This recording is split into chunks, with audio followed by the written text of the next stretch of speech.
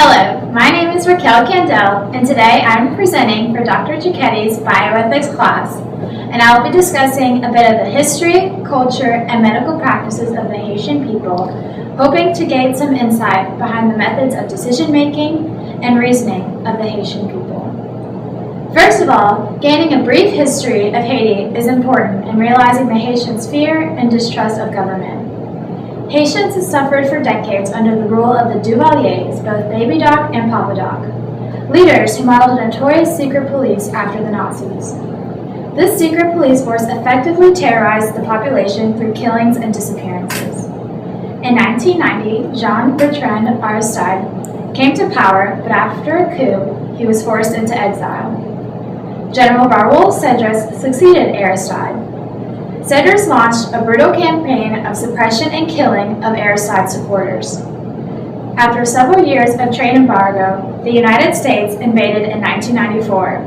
They overthrew Cedras' military regime. As a result, Aristide returned to power in 1994, but was then forced to leave again in 2004. President René Préval took power, but during his rule, a string of natural disasters hit, causing his term to be unstable. On March 20th, 2011, Michel Martelly was elected into office as Haiti's current president. There is an old Haitian proverb that says, "Beyond the mountains are more mountains." Although most of Haiti is composed of mountains, the proverb reflects the Haitian view that beyond current problems lies others. It is important to note that Haiti is the poorest country in the Western Hemisphere. This fact affects most issues in Haiti, especially everyday life. Haitians' main priority includes making sure that everyday needs are met and that their families are provided for and well taken care of. This is especially important to keep in mind and is pertinent to Jessica's situation, as she has several children and her husband is mainly away at his job. The rural population of Haiti depends on farming and agricultural production. Most houses have no indoor plumbing and are often cut off from basic facilities and services. For example, only 10% of the rural population has access to electricity compared to about 91% in metropolitan areas. In terms of education, 72% of the population has only a primary school education. Only 1% of the population has a university level education.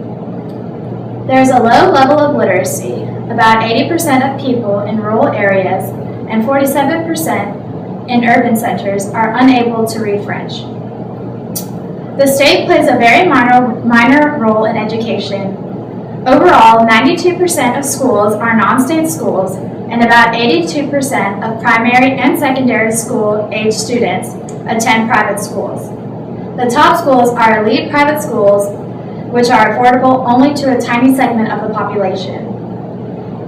Haitians have particular mannerisms that can be misconstrued by other cultures.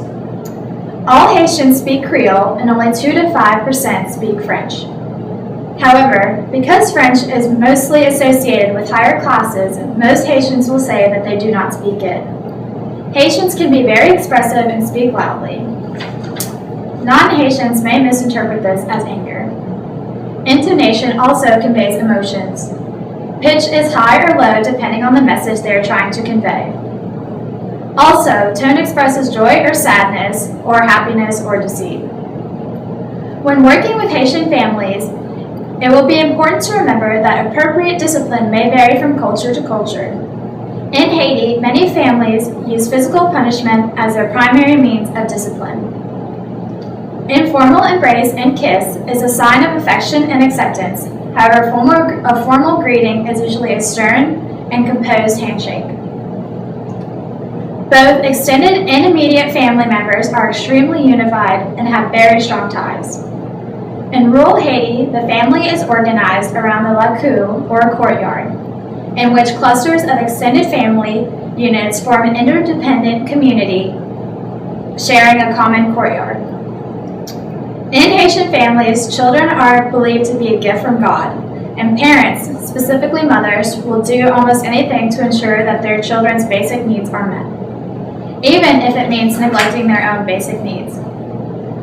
While authority is said to be held by the father, who is often absent, the mother is the central pillar of the family.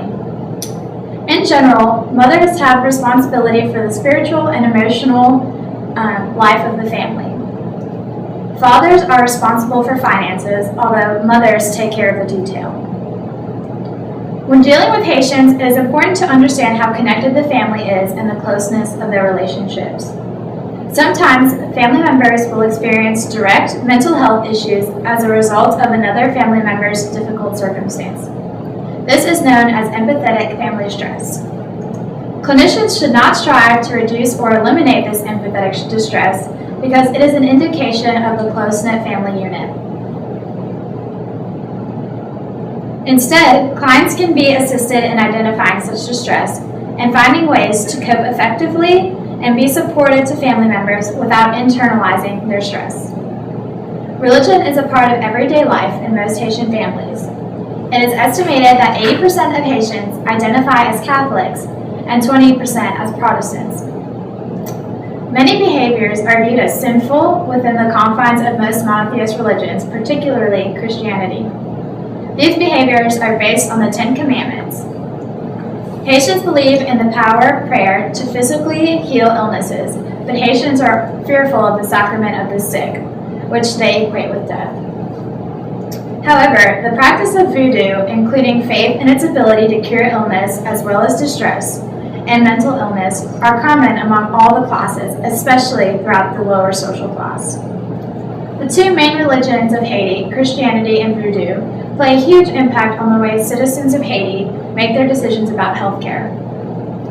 Many Haitians believe that God ultimately decides matters of life and death and health and illness.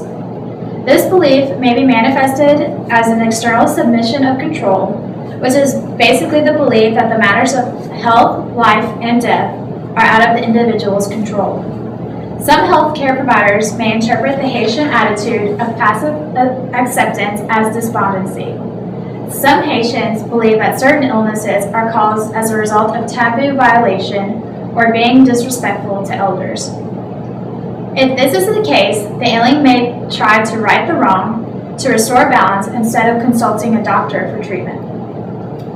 Haitians divide illness into several broad categories, including God's disease or those of natural origin, or common short-term ailments, magic spells sent because of human greed, or those of supernatural origin. Many followers of voodoo believe that spirits and/or curses cause illness. Treatment of natural disease is typically done with herbal and home remedies. However, treatment for supernaturally caused illnesses or those caused by vexed spirits is usually sought from a voodoo practitioner. In fact, some believe that if conventional Western medicine is used, the supernaturally caused disease will worsen. Some Haitians, especially those who visit traditional healers, expect the practitioner to diagnose their problem without asking for much information.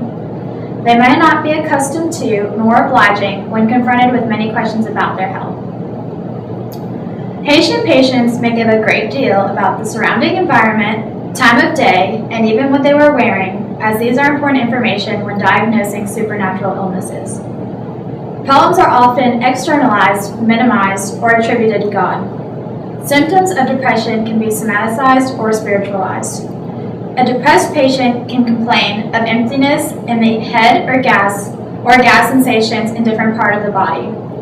Jessica presented her symptoms in a similar manner when she described her symptoms as bad blood and spoiled milk. Due to the oppression and torture of many regimes, it may not be surprising that Haiti can appear paranoid, when in fact they are appropriately suspicious.